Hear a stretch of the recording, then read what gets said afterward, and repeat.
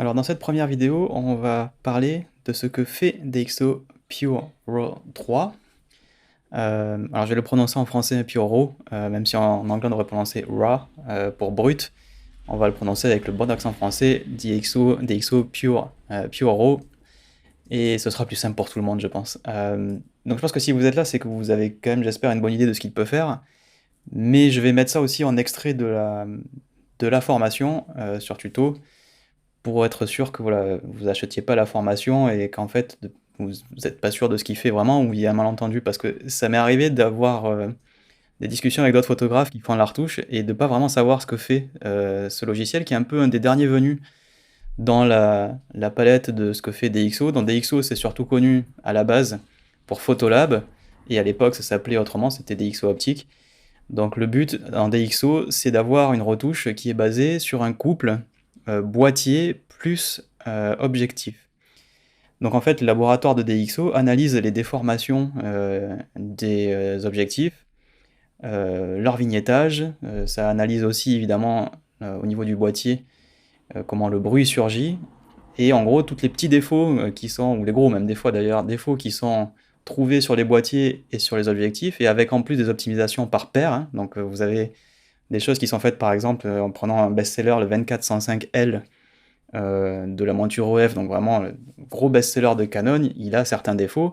Donc il ouvre, si mes souvenirs sont bons, à 4.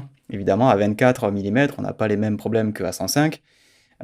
Et donc il y a des défauts optiques qui sont connus avec cette lentille, qui est certes très bonne, donc c'est un zoom, hein, mais les résultats sont pas les mêmes sur ce 24-105 s'il est monté sur un 6D Mark II ou sur un 5D Mark III, par exemple, pour parler avec des appareils d'une génération un peu ancienne. Alors aujourd'hui, si on transpose ça chez Canon, évidemment, on a maintenant une nouvelle monture, donc le RF. Donc on a aussi d'ailleurs, si mes souvenirs sont bons, un 24-105 en monture RF.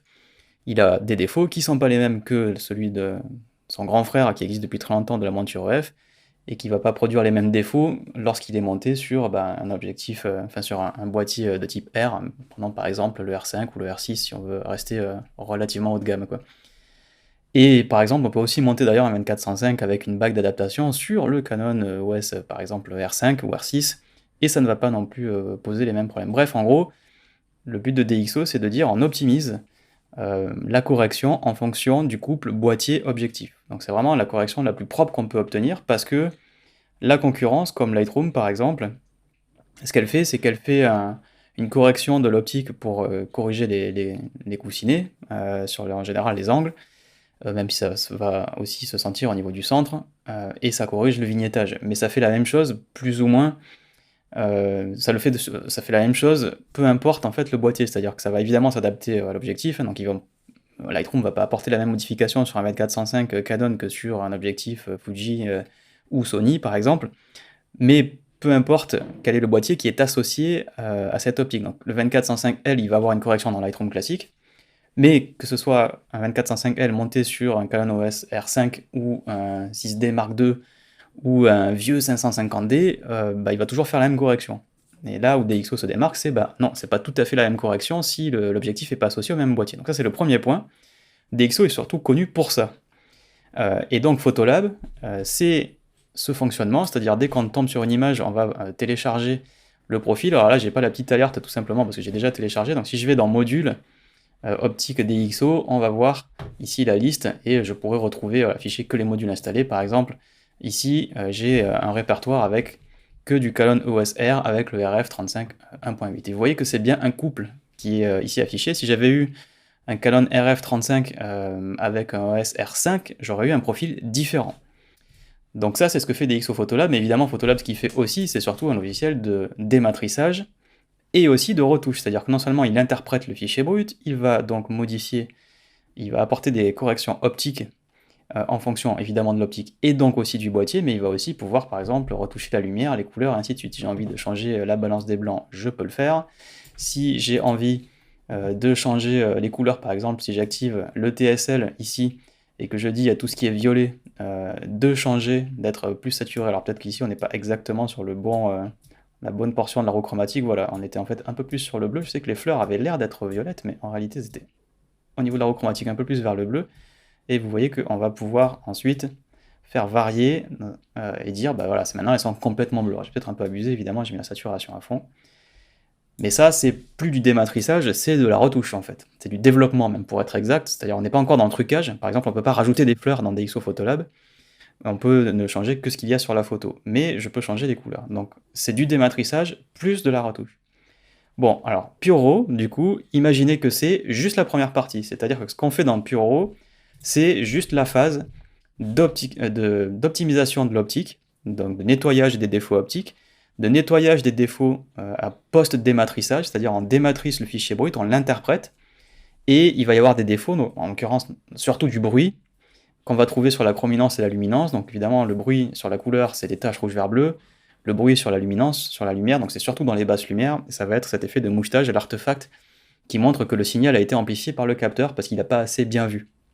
Donc évidemment, dans une scène très lumineuse et à 100 ISO, il y en a très peu, voire pas du tout, surtout avec des boîtiers et des capteurs de dernière génération. Mais si vous êtes en condition de basse lumière, avec une sensibilité qui a été poussée, par exemple vous êtes mis à 3200 ISO, voire à plus, on peut monter maintenant en dizaines de milliers d'ISO suivant les appareils. Suivant les capteurs et les appareils, évidemment c'est plus ou moins un problème. Prenez, je sais pas, un vieux Canon 6D réflexe de 2012, à 3200 ISO, il y a beaucoup de bruit. Si vous prenez un Canon R5, alors je reste chez Canon, je suis désolé, hein, c'est pas parce que j'aime pas les autres marques, c'est juste que c'est ce que j'ai moi, donc du coup je connais pas forcément, mais évidemment vous pouvez transposer ça dans la gamme du fabricant de votre choix, on a tous un petit peu nos préférences. Euh, mais en gros, voilà, vous prenez, alors mettons chez Sony, par exemple, un A7 de première génération et un A7 R4 de dernière génération, en tout cas au moment où j'enregistre cette vidéo, il est évident que le 3200 ISO va pas donner les mêmes résultats. Donc 3200 ISO sur un appareil qui a 10 ou 15 ans, c'est évident qu'il y a du bruit, peut-être un peu moins aujourd'hui. Mais du coup, il y a aussi des gens qui ont besoin de shooter à plus que 3200 ISO, qui shootent la nuit, qui font de l'astrophotographie ou du reportage. Je pense notamment aux photographes de presse qui peuvent shooter dans des conditions très difficiles, où on voit rien, où voilà, il faut pousser la sensibilité pour que l'image soit correctement exposée, du coup on fait surgir du bruit. Donc ce bruit peut être corrigé, et l'algorithme de DxO, qui s'appelle DeepPrime, qui est amélioré par l'intelligence artificielle, c'est voilà, le panneau qu'on a en haut à droite dans le troisième onglet de DxO Photolab, eh bien il fait vraiment des miracles, parce que donc c'est du deep learning, c'est-à-dire qu'on a entraîné le programme à reconnaître des différents profils de bruit et à reconnaître comment il est appliqué sur une photo. Et donc en fonction du sujet et surtout en fonction du type de bruit qui est rencontré, on n'a pas la même retouche. Alors que par exemple, une réduction de bruit dans Lightroom, c'est un algorithme qui applique la même recette de cuisine, quelle que soit la photo qu'on lui donne à manger. Ce qui explique que DeepPrime et DeepPrime XD sont vraiment supérieurs à ce qu'on trouve dans la concurrence parce que ça dépend du contexte et c'est un algorithme qui a été entraîné. C'est pour ça qu'on appelle ça de l'intelligence artificielle. Et donc là aussi, c'est ce que fait PureRAW, c'est-à-dire que non seulement il corrige les défauts optiques, il corrige les défauts du couple boîtier plus optique, mais il va aussi corriger le bruit avec l'algorithme DeepPrime. Donc en gros, DxO PureRAW 3, que j'ai ouvert ici, quand on l'ouvre, on n'a que ça, c'est-à-dire rien, il nous dit juste donne-moi des photos à manger, parce que son seul but, c'est de faire une correction. Vous voyez que là j'ai ouvert une image, et que quand je vais double-cliquer, en fait j'ai pas de panneau, je peux pas faire de retouche, il n'y a rien en fait. Je peux juste observer, alors en général on observe à l'échelle 1 pour 1, et je vais pouvoir dire que je vais traiter l'image. Je vais pas faire grand chose d'autre en fait. Et ce que ça va appliquer, c'est la correction des modules optiques. Vous voyez que j'ai le même menu que dans Photolab. Donc là, par exemple, si je vais dans module optique, j'ai bien le Canon EOS R plus le Canon RF 35 1.8. Donc dès que vous donnez une photo, on va le voir plus tard évidemment, mais dès que vous donnez une photo où il n'a pas le profil, il va la télécharger sur internet, bien sûr. Donc c'est un peu le petit défaut, c'est que vous devez la première fois que vous avez rencontré un profil être connecté sur le net. Si vous n'avez pas de connexion, vous ne pourrez juste pas le faire en fait. Donc ça veut dire que vous avez tout intérêt, si vous prévoyez de voyager et de faire des corrections à mesure que vous voyagez, de bien lui faire importer une photo avec tous les objectifs que vous allez utiliser, enfin tous les couples boîtiers objectifs que vous allez utiliser, parce que sinon, une fois que vous serez sur le terrain, il va la rencontrer pour la première fois, il va vouloir la télécharger. Et si vous n'avez pas de connexion, vous ne pourrez pas travailler. Donc ça c'est une petite parenthèse, on va en reparler plus tard. Mais en gros, voilà à quoi sert DxO. C'est en gros, ils ont pris le moteur de dématrissage de Photolab, et ils l'ont rendu indépendant. C'est-à-dire qu'il n'y a pas toute la couche de tri avec les dossiers, avec les projets, les mots-clés. Alors il n'y a pas de catalogue dans DxO Photolab, mais on peut faire du tri quand même. Et il n'y a surtout pas du coup l'aspect développement. Là, si je veux changer mes fleurs, dont je ne connais pas le nom, je ne suis pas spécialiste en botanique, mais Si je veux changer les couleurs de ces fleurs pour les mettre en bleu plutôt qu'en, on va dire, violet mauve, je peux pas en fait dans Puro. Ce n'est pas fait pour ça. C'est fait pour interpréter l'image et l'exporter et ensuite pouvoir travailler ailleurs. Donc typiquement, ça s'adresse aux gens qui n'ont pas DxO Photolab, parce que si vous êtes déjà chez DxO, vous n'avez pas de raison d'acheter Puro parce que vous l'avez déjà dans Photolab, donc il n'y a aucune raison. Il y a peut-être on va dire, à la rigueur, un certain confort à travailler avec un logiciel qui ne fait que ça et qui peut faire du traitement par l'eau, là où DxO Photolab va appliquer la même recette, mais c'est pas vraiment fait pour le traitement par l'eau. Ceci dit, je peux très bien prendre ces photos, créer un pré-réglage qui va appliquer Deep Prime et évidemment le module optique qui ne va rien faire d'autre. Alors faites attention que dans DxO Photolab, pour ceux qui l'ont et qui regardent cette vidéo, il y a aussi des trucs qui sont appliqués par défaut, notamment au niveau de la lumière, notamment avec le Smart Lighting. Donc il va quand même des petites choses qui sont appliquées en plus, quoi. Du coup je pourrais exporter. Donc c'est faisable, vous n'avez pas forcément besoin de Puro, mais peut-être que Puro peut avoir un confort. Bon, par contre, évidemment, tout cela a un coût. Donc Puro c'est 129 €, on a la possibilité de faire des mises à jour, et Photolab, c'est évidemment une autre tarification. Il y a deux versions, il y a une version normale et une version Elite, et c'est à partir de cette version qu'on va devoir comparer Puro.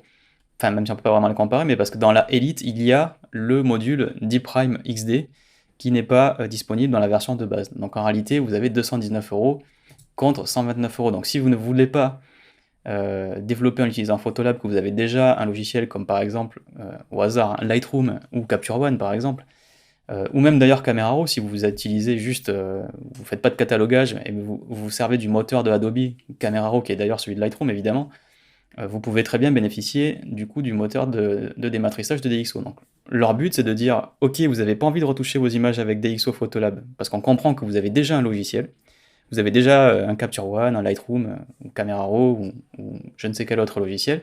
Par contre, notre moteur de débruitage et notre moteur de correction optique, il vous a tapé dans l'œil, du coup on vous donne cette partie de notre technologie pour 129 € au lieu de payer tout le truc avec plein de trucs dont vous n'avez pas besoin pour 219 €. Donc c'est à ça que répond Puro, donc ça fait 3-4 ans que c'est sorti, maintenant je crois que c'est sorti en 2019-2020. On a plus ou moins une version par an depuis, j'ai plus de très bons souvenirs, je crois que c'est 2019 la première, je suis plus très sûr. Il me semble que c'était avant le, avant le Covid, si mes souvenirs sont bons, si je me projette. Euh, et, euh, et c'est à ça que ça répond, et à rien d'autre. Donc je voulais faire cette vidéo, et je la mets gratuite du coup pour ceux qui regardent sur tuto.com et qui ont vraiment besoin d'être sûrs qu'ils veulent se former sur ce logiciel. C'est pas très compliqué à utiliser, vous allez voir, il n'y a pas beaucoup de choses à faire, il faut juste savoir un peu ce que ça fait en coulisses, et c'est ce que je vais expliquer dans la formation. Et puis il y a une question de méthode aussi. Est-ce que je fais ce dématrissage en amont, c'est-à-dire que est-ce que j'applique Puro au début avant de retoucher ma photo et ensuite je la retouche dans, par exemple, Lightroom, ou est-ce que je le fais à la fin? Dans quel format j'exporte? Est-ce qu'il y a des défauts à faire ça? Et on va voir comment optimiser un petit peu tout ça pour que ça s'insère dans votre flux de production, et je pense notamment évidemment aux photographes pros qui ont besoin de retoucher beaucoup d'images au cours de leur projet. Donc dans une semaine de travail, vous ne pouvez pas vous permettre de perdre du temps. Donc en gros, je vais vous donner quelle est selon moi la meilleure méthode. Alors après, évidemment, ça dépend du contexte et de votre utilisation, mais le but c'est ça, c'est d'essayer de vous donner une méthode qui va marcher à peu près à tous les coups. Et puis évidemment, si vous avez des cas particuliers, vous pouvez me contacter dans le salon d'entraide pour que je puisse vous aider à répondre à vos questions si jamais vous avez vraiment des demandes très spécifiques. Mais le but de cette formation, c'est ça. On a vu ensemble là à quoi ça servait Puro, mais non, évidemment, le but de la formation, c'est de vous montrer comment vous en servir le mieux possible dans votre flux de travail, et donc en association avec un autre logiciel, puisqu'il est fait pour ça. C'est essentiellement un plugin, en fait, même si, comme vous le voyez, il peut tourner tout seul, indépendamment. On n'est pas obligé d'avoir Lightroom qui tourne, c'est-à-dire que je peux très bien, par exemple, faire un shoot, à la fin de la journée, je suis en studio, par exemple, ou je suis en voyage, je sais pas, je décharge ma carte mémoire, j'envoie tout ça à Puro pour qu'il dématrisse, qu'il interprète l'image avec son moteur que je considère meilleur que par exemple celui de Lightroom, pour corriger l'optique et pour débruiter. Et ensuite, je vais pouvoir faire mes retouches comme je fais d'habitude, cataloguer mes images comme je fais d'habitude, et exporter une fois que j'aurai fini mes retouches pour envoyer ensuite à mon client. Donc c'est ça en général le flux qui est prévu par Puro, et qu'on va voir tout de suite dans la prochaine vidéo en attaquant le cœur du sujet de notre formation.